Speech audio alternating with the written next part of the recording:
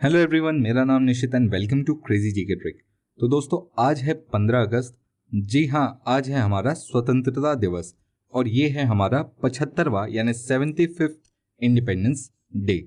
तो दोस्तों, आज ही के दिन 15 अगस्त 1947 को भारत लगभग 200 साल के बाद ब्रिटिश शासन से आजाद हुआ था। तो आज का दिन हम उन सभी लोगों को याद करते हैं और उनके प्रति अपना समर्पण जाहिर करते हैं, क्योंकि उन्होंने स्वतंत्रता के लिए अपना पूरा जीवन निछावर कर दिया था। जी हाँ, जवाहरलाल नेहरू हमारे देश के प्रथम प्रधानमंत्री 15 अगस्त 1947 को इन्होंने लाल किले से पहली बार भाषण दिया था और प्रथम भारतीय प्रधानमंत्री के रूप में शपथ ली थी। जी हाँ, ये प्रथम प्रधानमंत्री थे। इन्होंने कुल मिलाकर 17 बार लाल किले से स्वतंत्रता दिवस की स्पीच दी हुई है और ये अभी तक के किसी भी प्रधानमंत्री का सबसे अधिक लाल किले से दी गई स्पीच है संख्या में। तो जैसा कि मैंने आपको बताया कि 15 अगस्त 1947 को दिल्ली में लाल किले के लाहौरी गेट पर, इसको ध्यान रखिएगा, एग्जाम में आपसे क्वेश्चन पूछा जाता है, लाहौरी गेट के ऊपर भारत का तिरंगा झंडा फहराया गया था। और आज तक हर प्रधानमंत्री हर साल झंडे फहराते आए हैं यहीं पर। और भारत की राजधानी दिल्ली में ये एक परंपरागत समारोह द्वारा इस अवसर को याद करते हैं। तो हमारे देश के वर्तमान प्रधानमंत्री श्री नरेंद्र मोदी जी ने इस साल भी लाल किले से खड़े होकर हमारे देश को संबोधित किया।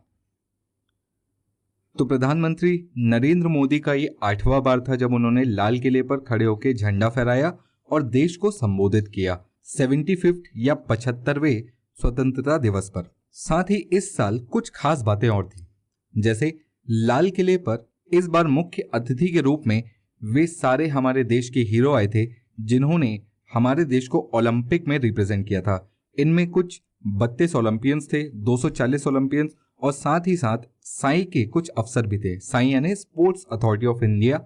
ध्यान रखेंगे इसका हेडक्वार्टर कहाँ पर है, ये दिल्ली में ही है। तो यहाँ पर ये हमारे एक तरीके से चीफ गेस्ट थे, क्योंकि 2020 टोक्यो ओलंपिक हमारे देश के इतिहास में सबसे सफल ओलंपिक माना जाता है, क्योंकि यहाँ पर भारत ने कुल 7 मेडल लेकर आए हैं। कितने? कुल 7 मेडल, जिसमें से एक गोल्ड मेडल है, किसने जीता है? नीरज चोपड़ा ने। कौन से खेल में? जेवलिन में। तो इन सारे पॉइंट्स को ध्यान रखिएगा। साथ ही साथ कुल 6 जवान ऐसे हैं जिन्हें स्वतंत्रता दिवस पर देश के तीसरे सबसे बड़े वीरता पदक शौर्य चक्र से सम्मानित किया गया। देखिए, वीरता पुरस्कार जो भी होते हैं वो 2 तरह के होते हैं। एक होते हैं शांति के समय वाले और दूसरे होते हैं युद्ध के समय वाले। तो फिलहाल शांति है तो इन्हें शांति के समय वाले पुरस्कार ही दिए जाएंगे। और तीसरा जो सबसे बड़ा पदक होता है वो कौन सा होता है? शौर्य चक्र होता है। ये रही उसकी फोटो। बाकी 2 कौन से होते हैं? तो एक होता है अशोक चक्र, सेकेंड आता है कीर्ति चक्र और तीसरा, जैसा कि मैंने आपको बताया, शौर्य चक्र। तो जो स्क्रीन पर आप फोटो देख रहे हैं ये शौर्य चक्र की है। ये कौन से वो सेना के 6 जवान हैं जिन्हें मिले? तो इनमें है major Arun Kumar Pandey, major Ravi Kumar Chaudhary, captain Ashutosh Kumar, captain Vikas Khatri, rifleman Mukesh Kumar और सिपाही नीरज। इन सभी को शौर्य चक्र से सम्मानित किया गया। तो आइए अब जान लेते हैं कुछ ऐसी बातें जो कि प्रधानमंत्री जी ने अपने भाषण में कही हैं, जो कि कुल 90 मिनट लंबा था। तो जी हाँ, इस बार प्रधानमंत्री जी ने 90 मिनट लंबा भाषण दिया है। तो सबसे पहले प्रधानमंत्री जी ने स्वतंत्रता सेनानियों को याद किया और उनका सम्मान किया, क्योंकि उनके बिना ये दिन हम आज नहीं मना रहे होते। 75वां स्वतंत्रता दिवस इन्हीं सेनानियों के कारण ही संभव हो पाया है। साथ ही साथ मन से ही उन्होंने जितने भी ओलंपिक खिलाड़ी वहां पर मौजूद थे उन सभी का सम्मान किया और साथ ही लोगों से आह्वान किया कि वो खेल और खिलाड़ियों का सम्मान करे, ताकि हमारा देश इसी तरीके से आगे आने वाले ओलंपिक्स में और भी मेडल लेकर आ पाए। साथ ही 100 लाख करोड़ की गति शक्ति योजना का भी ऐलान किया। ये बहुत इंपॉर्टेंट है, इसके बारे में डिटेल्स हमें आगे पता चलेंगी, बट फिलहाल यहाँ पर योजना का ऐलान हो चुका है। जो टोटल फंडिंग है वो है 100 लाख करोड़ की। ये योजना नेशनल इंफ्रास्ट्रक्चर का मास्टर प्लान बोला जा रहा है। तो बेसिकली इस योजना में क्या है कि यह योजना देश के विभिन्न कोनों को जोड़ने के लिए बनाई जाएंगी, यानी कनेक्टिविटी बेटर करने के रूप से। अब वो चाहे एयर कनेक्टिविटी हो, चाहे रोड कनेक्टिविटी हो, जैसे भी हो, पर यहाँ पर कनेक्टिविटी बेहतर की जाएगी ताकि कम से कम समय लगे और रोजगार के अवसर भी बढ़ें।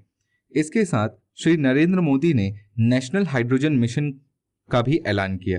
देखिए यहाँ पर हमने अभी कुछ दिन पहले देखा था कि टोक्यो ओलंपिक में किस तरीके से जापान ने पूरा ओलंपिक विलेज को हाइड्रोजन एनर्जी से चलाया था। तो देखिए उसी के तर्ज पर नेशनल हाइड्रोजन मिशन भी चलाया जाएगा। मोदी जी ने क्या कहा था, हमें ग्रीन हाइड्रोजन के प्रोडक्शन एवं एक्सपोर्टर का हब बनना है। ये भारत को आत्मनिर्भर बनाएगा। क्लीन एनर्जी का यह क्षेत्र क्लीन ग्रोथ, क्लीन जॉब के अवसर हमारे युवाओं और स्टार्टअप को प्रदान करेगा। तो देखिए यहाँ पर ये जो पॉलिसी है ये पूरी की पूरी एक तरीके से देश और देश के युवाओं और स्टार्टअप्स को बूस्ट करने वाली है। तो आइए देखते हैं कि आगे और क्या नरेंद्र मोदी जी ने हमारे लिए यहाँ पर रखा है। तो देखिए अब सैन्य स्कूल में या सैनिक स्कूल में लड़कियों का भी प्रवेश शुरू हो पाएगा। जी हाँ, सैनिक स्कूल में अभी तक केवल लड़कों का ही प्रवेश होता था, अब यहाँ से लड़कियां भी स्कूल में पढ़ पाएंगी। हर साल 14 अगस्त को पार्टीशन ऑनर्स रिमेम्बरेंस डे भी मनाया जाएगा। इस दिन की घोषणा नरेंद्र मोदी जी ने एक दिन पहले ही कर दी थी, यानी 13 अगस्त को ही कर दी थी कि यहाँ पर 14 अगस्त को हर साल विभाजन विभीषिका स्मृति दिवस मनाया जाएगा। तो देखिए ये जो दिन है ये हम उन लोगों की याद में मनाएंगे जो कि पार्टीशन के वक्त भारत से पाकिस्तान या पाकिस्तान से भारत आने पर विवश हो गए थे और अपना जो भी प्रॉपर्टी, दोस्त, रिश्तेदार वो पीछे छोड़ आए थे, उनके ऑनर में ये दिन मनाया जाएगा या उन्हें याद करने के लिए हम ये दिन मनाएंगे। इसी के साथ नरेंद्र मोदी जी ने आज एक नया मंत्र दिया, सबका साथ सबका विकास और सबका प्रयास। जी हाँ, सबका साथ सबका विकास ये पुराना नारा था, उसी को अपडेट किया गया है या एक तरीके से कहूँ कि उसी में कुछ ऐड ऑन किया गया है और वो शब्द है सबका प्रयास। साथ ही प्रधानमंत्री जी ने बच्चों के कुपोषण पर भी चिंता जताई और गरीबों को मिलने वाला पोषण युक्त चावल देने का वादा किया, यानी 2024 तक सभी मिड डे मील्स या सभी जगह जहां पर भी सब्सिडी में चावल मिलता है वो पोषण युक्त हो जाएगा, ऐसा नरेंद्र मोदी जी ने कहा। साथ ही नरेंद्र मोदी जी ने कहा कि जल्द ही हजारों अस्पतालों के पास अपने ऑक्सीजन प्लांट होंगे, यानी ऑक्सीजन की किल्लत जो हमने अभी सेकेंड वेव में देखी, कोविड सेकेंड वेव में, वो आगे ना देखने मिले, इसीलिए यहाँ पर ये प्रस्ताव भी उन्होंने रखा। इसी के साथ राज्यों को जो अधिकार दिया गया है ओबीसी सूची बनाने का, उसके बारे में भी उन्होंने चर्चा की। देखिए कॉन्स्टिट्यूशन अमेंडमेंट एक्ट 127 की बात हो रही है यहाँ पर। इस पर एक काफी डिटेल्ड वीडियो पंकज सर द्वारा बनाया जा चुका है, तो अगर आपने वो वीडियो नहीं देखा है तो वो देखिए, वहां पर काफी सारी डिटेल्स आपको इस टॉपिक से रिलेटेड मिल जाएगी। और अंत में मोदी जी ने पिछड़े वर्गों को हैंड होल्डिंग करने की वादा भी किया, यानी जो पिछड़े वर्ग हैं, पिछड़े क्षेत्र हैं, उन्हें हैंड होल्डिंग किया जाएगा। हैंड होल्डिंग क्या होता है? हैंड होल्डिंग वो होता है जहां पर एक तरीके से पिछड़े वर्गों को हाथ पकड़कर आगे विकास की ओर लाया जाए। तो इस पर भी हो सकता है कि आगे भविष्य में हमें कुछ योजनाएं देखने मिले। तो ये थी वो सारी अपडेट्स जो श्री नरेंद्र मोदी जी के भाषण में थी। तो आई होप आपको ये वीडियो पसंद आया होगा। साथ ही ऐसे ही और इन्फॉर्मेटिव वीडियोस के लिए वीडियो को लाइक करें, चैनल को सब्सक्राइब करें। हम मिलते हैं नेक्स्ट वीडियो में, तब तक keep studying and stay safe. जय हिंद।